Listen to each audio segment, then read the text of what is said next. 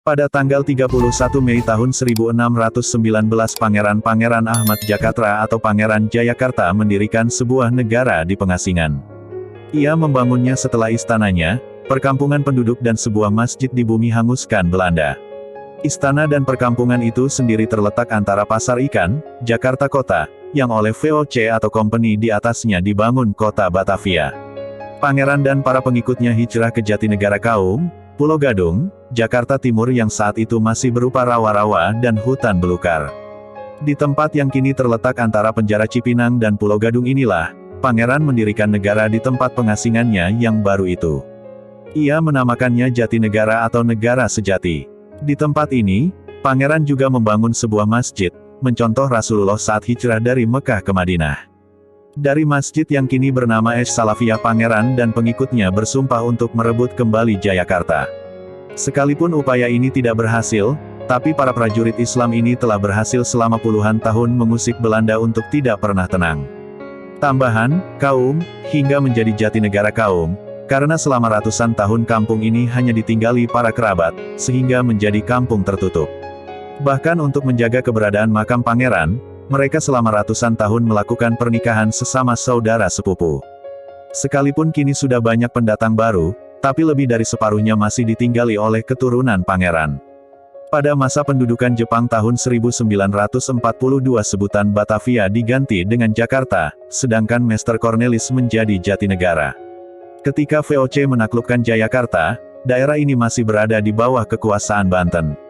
Karena itu hubungannya dengan Banten tidak pernah putus. Apalagi dengan kedatangan dua putra Sultan Ageng Tirtayasa dari Banten, masing-masing Pangeran Sageri dan Pangeran Sake pada 1640. Keduanya di samping panglima perang, juga merupakan juru dakwah yang handal. Pangeran Sageri jadi dai yang beken di sekitar Jatinegara Kaum hingga Bekasi, dan Pangeran Puger di Jawa Barat. Di tempatnya yang baru ini, Pangeran Ahmad Jakatra menyampaikan wasiat kepada anak keturunannya. Mereka dilarang memberitahukan letak makamnya. Hingga makam Pangeran dan keluarganya yang terletak di samping kompleks masjid baru diketahui 1956.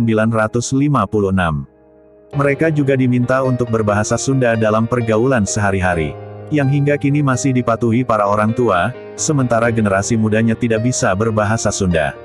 Ini dimaksudkan oleh Pangeran untuk merahasiakan identitas mereka, mengingat Belanda selalu mengejar-ngejarnya. Sedangkan perempuan tidak boleh kawin dengan orang luar, untuk memelihara keturunan. Bila mereka kawin dengan orang luar, maka anak mereka tidak berhak lagi memakai gelar Raden. Raden Hasuhandi, sesepuh masyarakat Jatinegara Kaum mempunyai silsilah keturunan Pangeran, yang berasal dari Sunan Gunung Jati.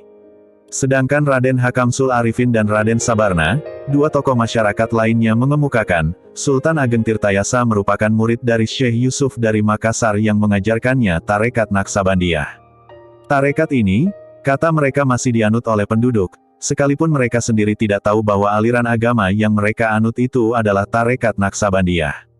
Karena itu, pembacaan hikayat Syekh Samin, yang di Jakarta sudah hilang, masih terdapat di sini.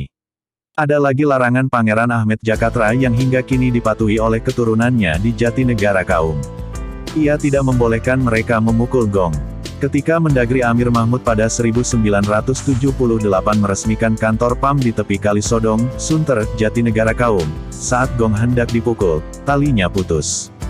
Warga percaya putusnya tali gong hingga batal dipukul akibat Pangeran tidak berkenan. Karena itu jangan harap di kampung ini ada wayang golek atau gambang kromong.